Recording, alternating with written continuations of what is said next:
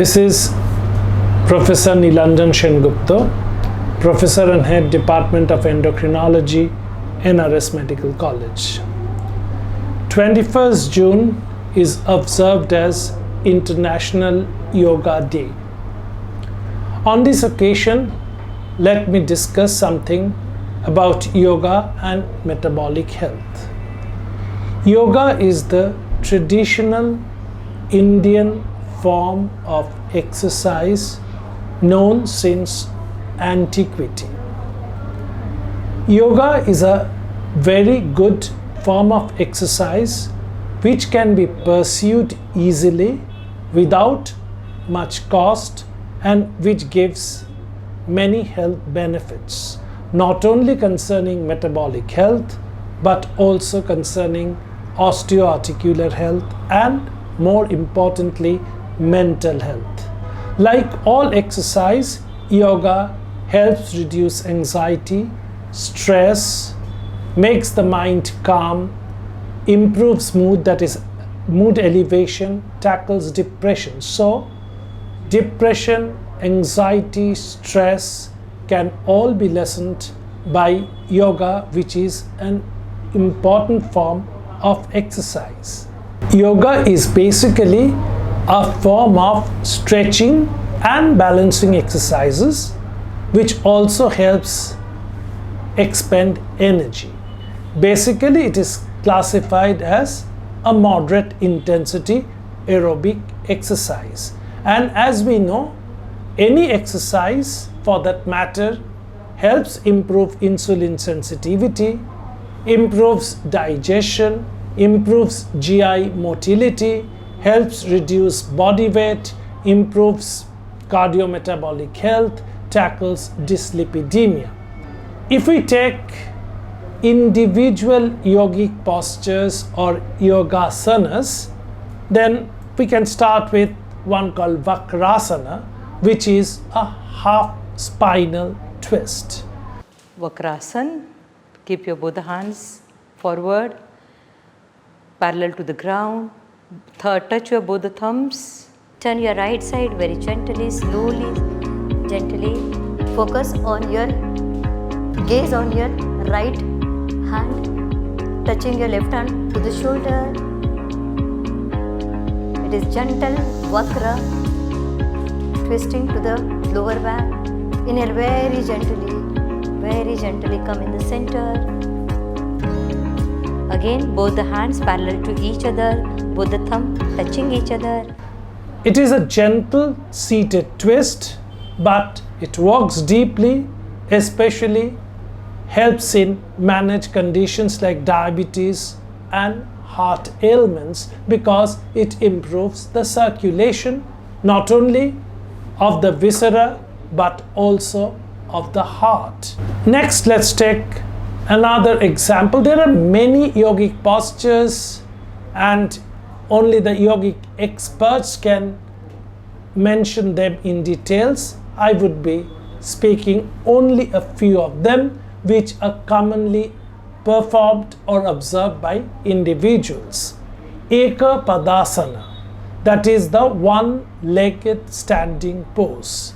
You can well imagine if you stand one-legged, this is basically a balancing exercise that will help strengthen the muscles of the lower extremity because the whole body weight is now being distributed by one inferior extremity upon which you are standing.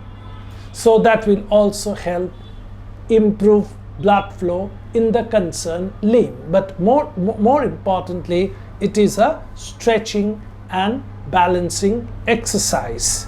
Next, we talk about a very common asana, that is Bhujangasana or the Cobra pose, which in medical terms can be construed as a back extension exercise. Bhujangasana. Touch your forehead on the ground. Keep your both hands next to your lower abdomen, upper abdomen, lower chest. Okay, elbows inside. While inhaling, very gently, slowly lift your nose, Lift your Okay, for senior citizen, leave your both the hands, lower back upwards, neck upwards, heels together deliberately. Chest expanded.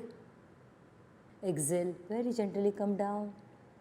Gently come down, touch your both the hands next to your forehead touching on the ground. Relax. Now, low back pain is a very common problem among individuals and is even more common in persons with diabetes. And one of the commonest causes of low backache is mechanical low backache or a bad posture. There are other rare causes of low backache which I am not bringing into discussion today, but this low backache due to postural bad postures can be very well tackled by Bhujangasana or the Cobra pose. So this not only enhances blood circulation in the affected regions, the muscles, the viscera underlying it, and also help in cardio-metabolic health. Another related pose is a Dhanurasana or typically the bow pose. Again, this is actually this strengthens the back muscles, the erector spinae, the ligaments, and those having back pain and a bad posture and spinal deformities tend to benefit for some such asanas. That's the osteoarticular benefits or the orthopedic benefits. But then that also stimulates, they've claimed to stimulate visceral blood flow and claim to affect the cardiovascular system positively, and it's also claimed to improve the ventilatory capacity of the lungs. So I've mentioned some of the common postures or asanas, but there are many others that can be tailored to individual needs. Only thing is that we should take yogic exercises every day if that is our choice. But actually we should exercise every day for prevention of cardiometabolic illnesses, and even those who have developed cardiometabolic illnesses, for body weight maintenance, for improving insulin sensitivity, for maintaining glycemic control, for rendering the lipid profile less atherogenic. But then everything has to be done in a scientific way. Yes, yoga also has to be done in a scientific way under the supervision of experts trained in doing yoga and experts trained in imparting training to other people. Then only we can have the benefits of yoga. Of course, if you do yoga on your own without any formal training or formal supervision, there remains the risks of injuring yourself and doing worse to yourself rather than doing good. So properly supervised under experts, conducted regularly on a regular basis every day in appropriate settings, yoga tends to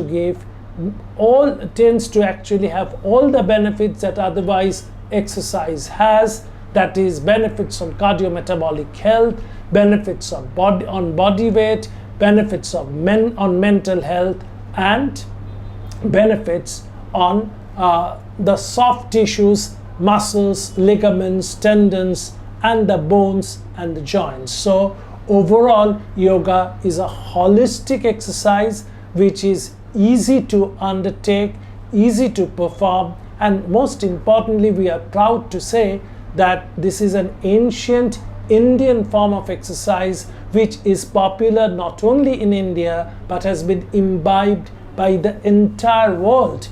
For example, in the San Francisco airport, there is a yoga room where the travelers can do yoga. So we can well understand how the global community understands the importance of yoga and actually try to promote yogic practices. So this Yoga Day, let us all take a pledge to stay healthy, stay happy through exercise.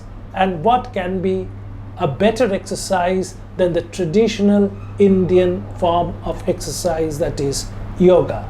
Thank you.